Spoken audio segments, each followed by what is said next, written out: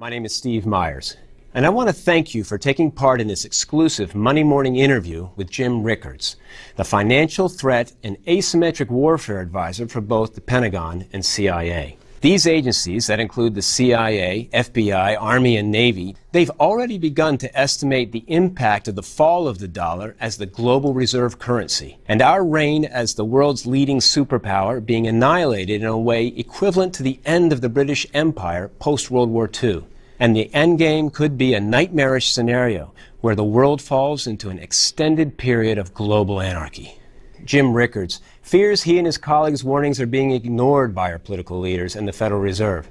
And we're on the verge of entering the darkest economic period in our nation's history, one that will ignite a 25-year Great Depression.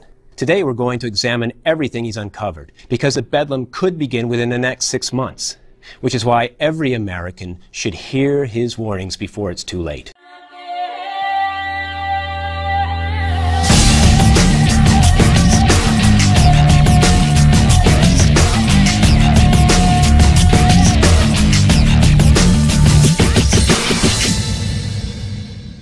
Jim Rickards, thank you for joining us. It's my pleasure, Steve. Glad to be with you. Jim Rickards, author of Currency Wars, notes, the Fed is insolvent on a mark-to-market basis. The Fed has wiped out its capital on a mark-to-market basis. Of course, the Fed carries these notes on its balance sheet at cost and does not mark them down to market. But if they did, they would be broke. First of all, I give Senator Rand Paul a lot of credit. He's one of the people who understands the dangers here. But the problem is not limited to the Fed. It's infecting the private banking system as well. There's about $60 trillion of debt on the balance sheets of our banking system. For a long time, debt in the banks grew at about 2 times the rate of growth in the economy. But lately, this has exploded. Today, it's up to 30 to 1. In other words, for every dollar of economic growth, there's $30 of credit being created by the banking system.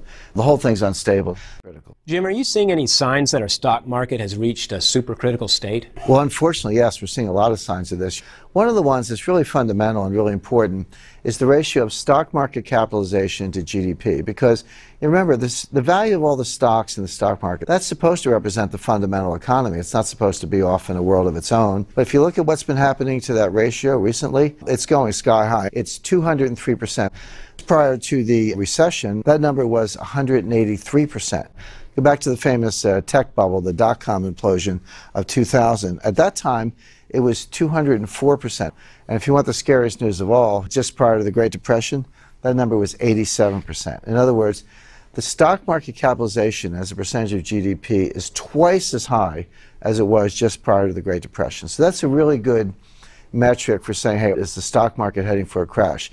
All the data says, yes, we are. But there's another metric, another warning sign, if you will, that's even more frightening, which is the gross notional value of derivatives. There's a certain number of shares of IBM that are outstanding, but we know what that number is. But there's no limit on the derivatives. I can write options and futures on IBM stock all day long and all the other stocks on the stock market. And that's what's been going on. Now, the gross notional value of derivatives in the world today is over $700 trillion, not billion, 700 trillion.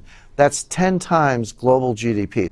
This collapse is unavoidable. So, we ask ourselves, how bad can this be? Well, what happened in 2007, 2008 when the markets collapsed? We all remember the value of stocks going down, real estate going down, housing going down. All that lost wealth was $60 trillion. The problem is now the system is bigger, so I would expect the lost wealth this time to be $100 trillion, possibly a lot more.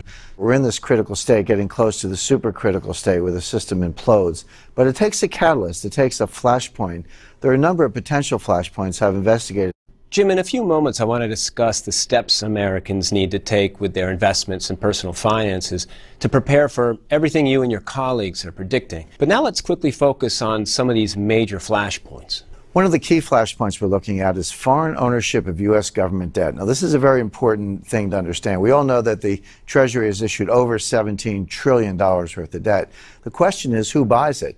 A lot of U.S. debt is owned by foreigners. Who owns it? China, Russia, other countries that are not necessarily our friends, but they can dump it when they want to. Well, guess what? That's actually what's been going on. Recently, foreign holdings of U.S. government debt have been plummeting. But it gets even more interesting than that. We talked earlier about the project I did for the CIA. Project Prophecy, and we said, you can see not only market action, but rivals, enemies, terrorists, and others operating in financial markets. So we all know that Russia invaded Crimea in the spring of 2014, and Crimea is now effectively part of Russia. So let's say you're Putin. You know you're going to invade Crimea. You know you want to take over eastern Ukraine. You can expect U.S. financial sanctions. So what do? You basically mitigate the impact of the sanctions. Start dumping treasuries in advance so that when you make your move and the treasury tries to come against you, you've insulated yourself. So now you go back and look at October. Here's Russia dumping treasuries month after month.